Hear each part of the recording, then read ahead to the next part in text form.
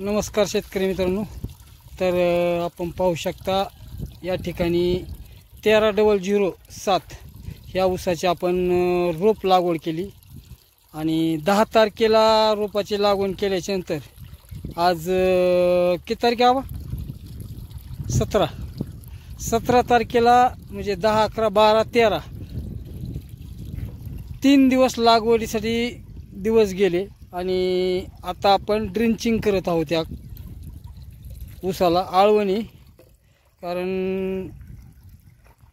ऊस चिटकल्यानंतर लगेच 5-6 दिवसामध्ये एक आळवणी घेणं आवश्यक आहे आणि ही जी ऊसाची जात आहे ही 13-007 आहे आणि याचं जे अंतर आहे 5 बाय 1.5 वर आपण याची लागवड केलेली आहे आणि पलीकडल्या ट्रॅक्टरमध्ये आळवणीचं औषध आहे ते तिकडे मिक्स होत आहे आणि एका ठिकाणी पाईपाच्या माध्यमातून मध्ये लांबी जास्त असल्यामुळं कारणास्तव एका ठिकाणी आम्ही आणून बकेटमध्ये घेतलं जात आहे आणि नंतर व्यवस्थितशीर त्याला किमान आपण सोडत आहोत।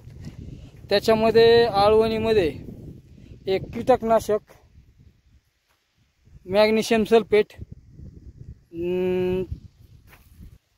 1261-0 हे खत देखील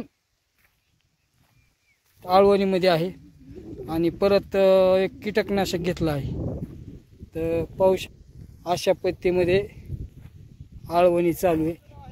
ही जी ऊसाची जात आहे हे 254 आणि 265 या 2 व्हरायटीची 13-007 ही जात विकसित केलेली आहे आणि 86-032 या ऊसास तोडीस तोड ऊस येणार आहे कारण याची रिकव्हरी खूप लवकर येते।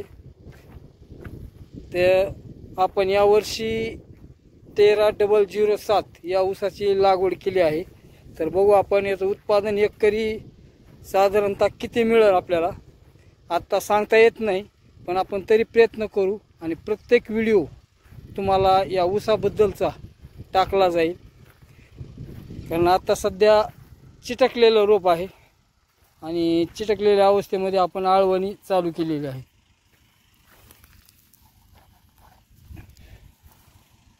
तर पाहू शकता अशा पद्धतीमध्ये लागवड आहे।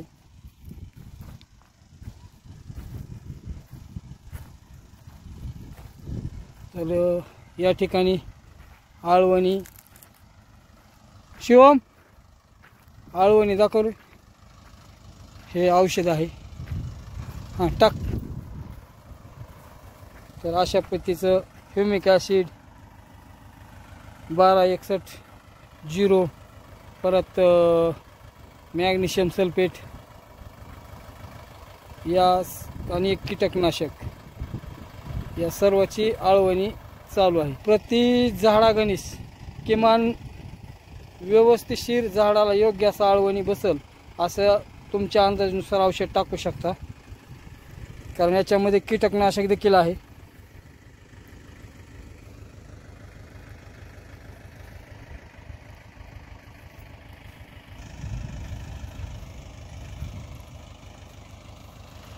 या ठिकाणी औषध मिक्स करण्यासाठी ब्लोअर चालू आहे आणि कारण ब्लोअरच्या माध्यमातून पाईपाने आम्ही वाटणीच्या सेंटरला मध्यभागी औषध घेतलेलं आहे जेणेकरून जास्त कुठं इकडं पळापळी करायची गरज पडू नये त्यासाठी सेंटरला। कारण या वाटणीची लांबी पाहिलं तर जवळपास 500-550 फूट लांबी आहे आणि सेंटरला आपण पाईप हातरून त्या ठिकाणी ब्लोअरमध्ये औषध देखील मिक्स होत आहे आणि व्यवस्थितशीर अशा पद्धतीमध्ये ऊस आता सध्या चिटकलेला आहे पाहू शकता। आता याच्यानंतर आपण बाळभरणी नंतर खताचं नियोजन, मोठी भरणी हे सगळं नियोजन आपण आपल्या चॅनलवर टाकणार आहोत। सर्व काही ऊसाची माहिती सविस्तर, उत्पादन किती 13-0 ऊस मिळत आहे ते देखील आपण टाकणार आहोत। आपला चॅनल जर आवडला तर लाईक सबस्क्राईब 100% करा। धन्यवाद।